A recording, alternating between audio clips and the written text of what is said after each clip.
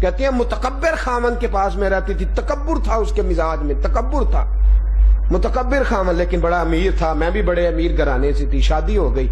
کہتی ہیں چھت پہ میرا خامن بیٹھا تھا تو باہر ایک فقیر مانگنے والا آیا، مانگنے والا، تو میں اس کو کہا کہ میں اپنی جیب سے جو میرے ماں باپ نے مجھے مال دیا ہے، میں بہت سارے پیسے لے کے تیرے پاس آئی ہوں، جہیز لائی ہوں، جائیداد لے کے آئی ہوں، تو میں اس کو 10 آنے دے دوں؟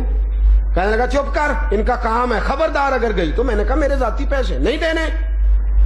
کہتی ہے خامن سے نظر بچا کے، میں اتری غریب آدمی تھا، وہ مستحق تھا، 10 آنے دے دیے، دے کے واپس نکلی تو متکبر خامن نے مجھے طلاق دے دی۔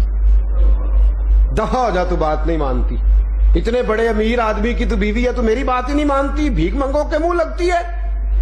کہتی ہے میں رسوائی کا داغ لے کے، مرد 100 دفعہ بھی طلاق دے تو بدنام نہیں، اور بی بی بیچاری ایک دفعہ طلاق ہو جائے تو 100 تفتیشیں ہوتی ہیں، پتہ تو کرو، چاہے گناہ بیچاری کا ایک بھی نہ ہو، بی بی فوری طور پہ بدنام ہے، معاذ اللہ۔ کہتی ہے میں داغ لے کے گھر آئی، 1 سال رشتہ ہی کوئی نہیں آیا، 1 سال، حالانکہ بہت سارا مال تھا، رشتہ ہی کوئی نہیں آیا۔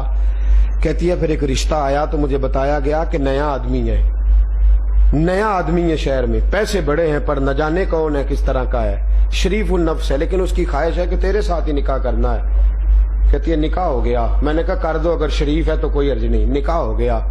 جب اس کے کمرے میں گئی تو میری چیخ نکلی، یہ تو وہی ہے جو میرے دروازے پہ بھیک مانگنے آیا تھا۔ بے پرواہی ویکھ سجن دی، جتھے کسے دی پیش نہ جاوے، انہیں تاجاں والے در در رولے، منگتیاں تخت بٹھاوے۔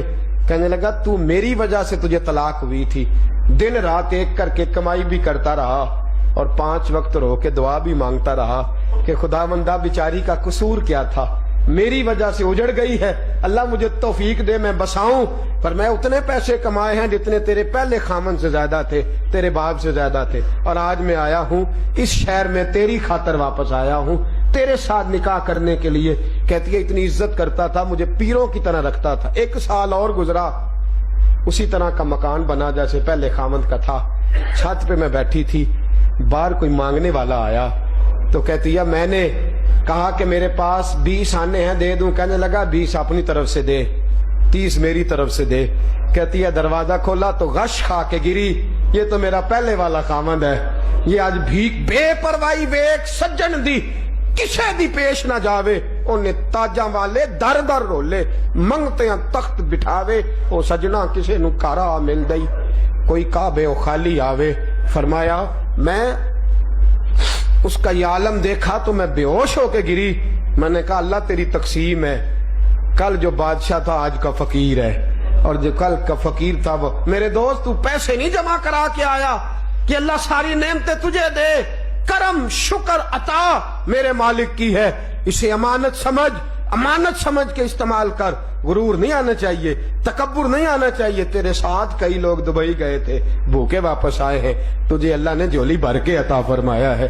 تیرے ساتھ کئی لوگ گئے تھے کالج پڑھنے، میٹرک سے فیل ہو کے لوٹ آئے ہیں، تیرے ہاتھ میں خدا نے ایم اے کی ڈگری دے کے تجھے بھیجا ہے، اس کی تقسیم ہے، اس کی تقسیم پہ شکر ادا کر۔ تیرے ساتھ لوگوں نے تجارت شروع کی تھی، فیل ہو گئے، تجھے اللہ نے عطا کر کے بھیجا ہے۔ میرے دوستو کبھی تو جائے اور آنکھیں بند کرے، اور کبھی تو اپنا ماضی یاد کرے، اور کبھی تو وہ دور یاد کرے جب کچھ نہیں تھا۔ تو میں نے کئی دفعہ بات سنائی ہے، پھر تجھے لے جاؤں۔